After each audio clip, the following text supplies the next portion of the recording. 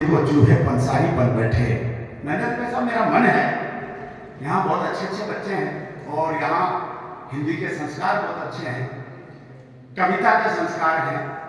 कुछ बच्चे इनमें से ऐसे हैं जो लेखन का अभ्यास भी करते हैं और लिखते हैं, तो अपना सृजन भी करते हैं। मुझे अभी एक विद्यालय में गया था मैं भीलवाड़ा में, वहाँ एक बच्ची मिली, आई दूसरे दिन आई मुझे मिली, कहती है मैं आपको आश्रम कॉलेज में पढ़ी थी, मैं वहाँ आपको सुना था मैंने, आजकल मैं यहाँ एक विद्यालय में काम करती है वहाँ पे भीलवाड़ा में।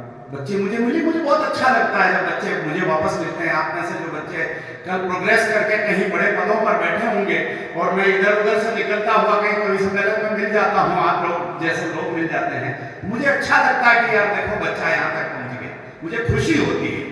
अब उस खुशी में ये जरूरी नहीं है आप मेरे क्या लगते हैं, इससे कोई मतलब नहीं है।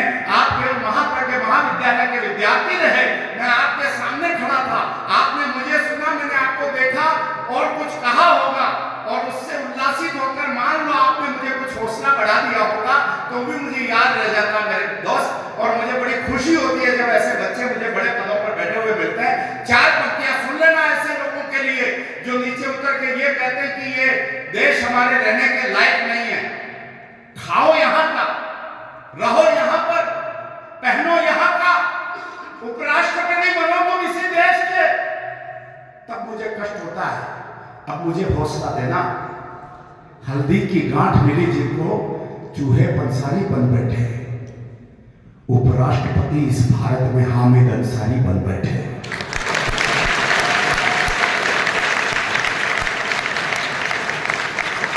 पूरी चार पंक्तियां कहूंगा और उसमें एक महर्षि का नाम लूंगा। 29 ऋषियों का जब प्रादुर्भाव हुआ ब्रह्मा के गात से, ब्रह्मा के शरीर से, तो उन 29 ऋषियों में वो ऋषि भी जरूर रहा होगा जो पुनर्जन्म लेकर मेरे भारत में आया और इतना बड़ा काम कर गया। उस ऋषि का नाम मेरी पंक्ति में आएगा, मुझे आशीर्वाद देना।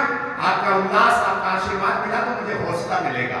निवेदन करता हूं, हल्दी की गांठ मिली जिनको चूहे पंसारी बन बैठे, उपराष्ट्रपति इस भारत में हामिद अंसारी बन बैठे।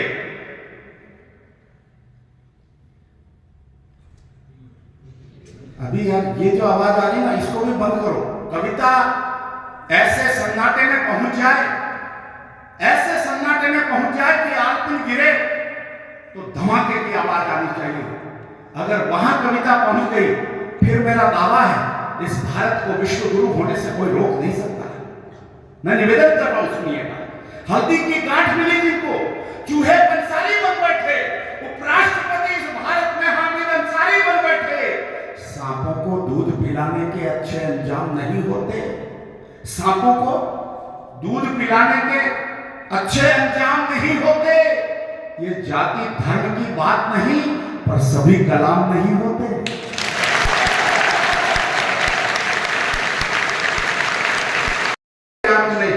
जिस धरती पर लोह पुरुष की गौरव गाथा अंकित है और खंड खंड भूखंड जोड़कर भारत माता अंकित है।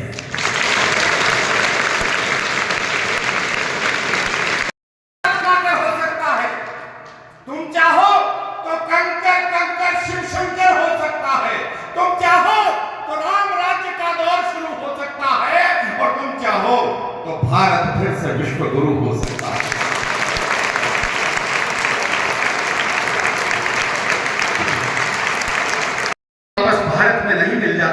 तब तक छोटे बड़े मंचों से मैं इस कविता का पाठ करूंगा। इसलिए एक विषय आपके समक्ष रख रहा हूं, इसको जितना मान सम्मान आप देना चाहे दीजिएगा, मखौल उड़ाना चाहे आपकी मर्जी है, लेकिन विषय गंभीर है। वैसे भी ऐसे लोग हैं नहीं देश में, बहुत कम लोग रह गए जो इस तरह के आचरण, इस तरह का व्यवहार रखते हो, इस तरह का संस्कार रखते हो, कम लोग रह गए। इस देश में ज्यादा प्रतिकूल धारा बह रही है, इस देश में ज्यादा जिहाद चल रहे हैं। इसलिए निवेदन कर रहा हूं कि हम किताब का स्वाभिमान वो हल्दी घाटी भूल गए, पूज्य पद्मिनी के जोहर की वो परिपाटी भूल गए हम। कृष्णचंद्र ने वैश्विक वंश मिटा डाला, रामचंद्र ने रक्षकों का पूरा वंश मिटा डाला। 5 गांव की खातिर हमने महाभारत कर डाला था, कुरुक्षेत्र के युद्ध स्थल को शोणित से भर डाला था। अरे छक्के छूट गए अकबर के राणा के हुंकार से, अंग्रेजों को धूल चटा दी झांसी की तलवारों से।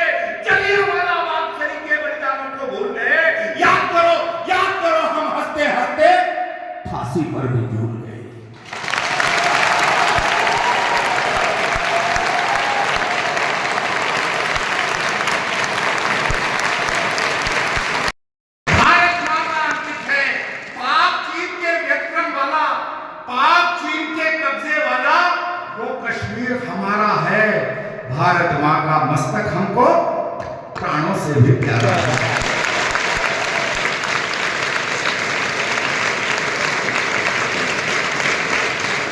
उजियारे की उत्कंठाती है अपनी प्रथावादी में। बेटा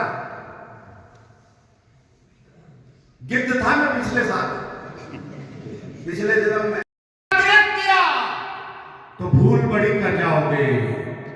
भारत माता प्रश्न करेगी, भावी पीढ़ी प्रश्न करेगी, क्या उत्तर दे पाओगे? धीरज का त्याग किया तो भूल बड़ी कर जाओगे। अरे भावी पीढ़ी प्रश्न करेगी, क्या उत्तर दे पाओगे? विश्व गुरु का सपना भी साकार तभी कर पाओगे, पीओके में अमर तिरंगा खुद जाकर फहराओगे।